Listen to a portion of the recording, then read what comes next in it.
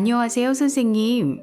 광주에 살고 있는 1958년생 부부 가구입니다. 현재 살고 있는 아파트 이외에 특별한 재산은 없고 수입은 국민연금 50만 원과 아이들이 매달 보내주는 용돈 40만 원이 전부입니다. 그래서 올해 기초연금을 꼭 받았으면 좋겠는데 그런데 궁금한 게 있어요. 남편이 종손이라 종중재산을 남편 명의로 관리하고 있고 저는 초등학교랑 고등학교 동창 친목계 총무를 맡고 있어서 회비를 제 명의의 통장으로 관리하고 있거든요. 동창들끼리 해외여행 가려고 모아두었는데 코로나 때문에 발이 묶여서 제 통장에 그대로 남아있답니다. 그런데 선생님, 혹시 이런 돈 때문에 기초연금에 문제가 되는 건 아닐까요? 시원한 답변 부탁드립니다.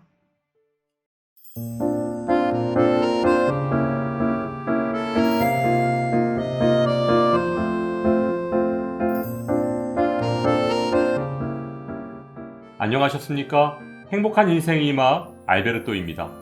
오늘은 기초연금 계산 시 재산에서 제외되는 금융재산 3가지에 대해 아주 쉽게 설명해 드리겠습니다. 기초연금을 받기 위해서 꼭 알고 계셔야 하는 내용이니까 끝까지 집중하시기 바랍니다. 오늘 기초연금 계산 시 재산에서 제외되는 금융재산을 말씀드리기에 앞서 기초연금에서 말하는 금융재산의 조사 방법과 적용 범위부터 살펴보도록 하겠습니다.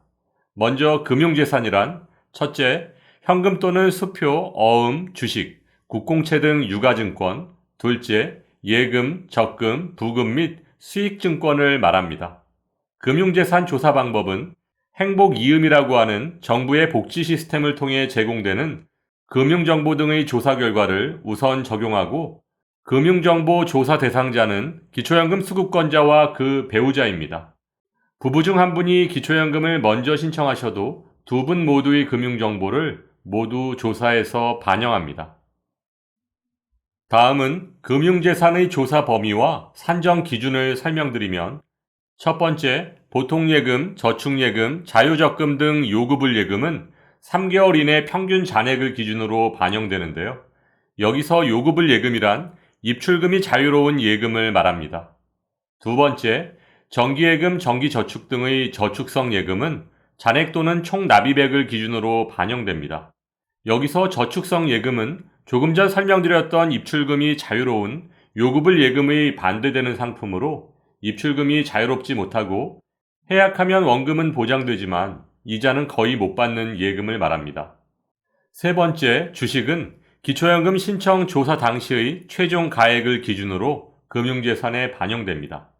네 번째, 보험은 기초연금 신청 조사 당시의 해약 환급금을 기준으로 금융재산에 반영됩니다. 그럼 지금부터 기초연금 계산 시 재산에서 제외되는 금융재산 3가지를 설명해 드리겠습니다. 첫째, 종중 문중재산, 마을 공동재산, 그 밖에 이에 준하는 공동 목적으로 사용하는 금융재산을 관할 세무서장으로부터 고유번호를 받아서 고유번호 계좌에 이체한 경우에는 재산 산정에서 제외받을 수 있습니다. 하지만 오늘 의뢰인 부부의 경우처럼 개인 명의의 계좌에 관리하신다면 모두 의뢰인 부부의 금융재산에 포함된다는 점 꼭 기억하시기 바랍니다. 둘째, 친목회 등 공동회비를 관리하기 위해 개설한 계좌로 금융기관에서 임의단체 계좌임을 증명하는 확인서를 제출한 경우 금융재산에서 제외받을 수 있습니다. 별도 확인서 서식이 없는 경우 금융기관 명의의 증명서류만으로도 확인 가능합니다. 셋째, 차명계좌나 도명계좌임을 증명할 수 있는 경우 금융재산에서 제외받을 수 있습니다. 자식의 절세를 위해 아니면 다른 이유에서 본인의 명의를 빌려주는 등의 편법 행위를 하시는 어르신들이 많으신데요. 제외된 금융재산은 자금의 출처, 성격을 구분하지 않고 제외된 결과를 그대로 반영하고 있습니다. 따라서 법원의 확정 판결에 의해 차명 또는 도명 계좌임을 판결받은 경우에만 기초연금 계산 시 금융재산에서 제외될 수 있습니다. 그럼 금융재산은 처음에 신청했을 때 한 번만 조사하나요? 아니면 기초연금을 받고 있는 중에도 정기적으로 조사하나요? 금융재산의 조사는 매년 상하반기를 나눠서 연 2회 조사하고 있습니다. 쉽게 말해서 기초연금을 받고 계셔도 1년에 2번 금융재산 변동에 대한 조사를 정기적으로 한다고 보시면 됩니다.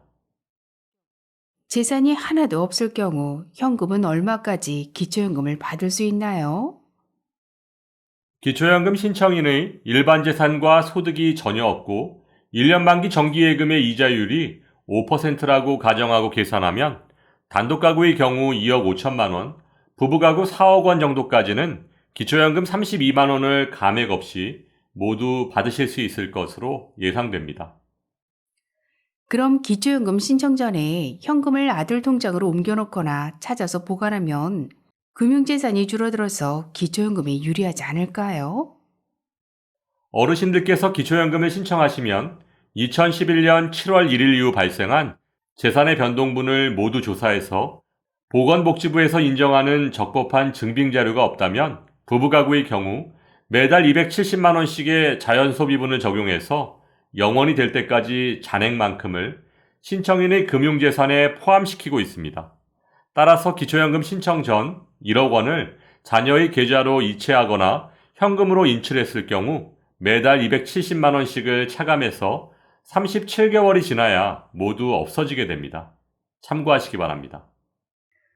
오늘 선생님의 자세한 설명을 듣고 나니 공동회비 등의 돈 관리도 함부로 하면 안 되겠다는 생각이 드네요. 오늘 바쁘실 텐데 이렇게 친절하게 답변해 주셔서 너무 감사드리고 앞으로 더 좋은 방송 기대하겠습니다. 2023년 기초연금의 선정 기준액은 단독가구 기준 2022년 180만 원에서 2023년 202만 원으로 22만 원 인상되었고, 부부가구는 2022년 288만 원에서 2023년 323만 2천 원으로 35만 2천 원 인상되었습니다. 다시 말해 부부의 모든 소득과 재산 그리고 부채까지도 모두 반영한 소득 인정액이 단독가구 202만 원, 부부가구 323만 2천 원 이하면 기초연금을 단독가구 32만 3,180원, 부부가구 51만 7,080원까지 받으실 수 있다는 뜻인데요. 이런 상황 속에서 기초연금을 준비하시는 어르신들께서는 공동회비를 포함한 단체의 돈 관리와 타인에게 명의를 빌려주는 행위 등은 정말 조심하셔야 할 부분입니다. 또한 기초연금의 가장 큰 적은 가족 간의 돈거래, 재산거래인 점도 잊지 않으시길 바랍니다. 올해는 1958년생부터 기초연금 신청이 가능한 만큼 늦지 않게 신청하시길 바라며 오늘도 알베르토가 어르신들의 행복한 인생 2막을 응원하겠습니다. 행복한 하루 되세요. 좋아요, 구독, 그리고 알림과 공유는 좋은 콘텐츠를 만드는 힘이 됩니다.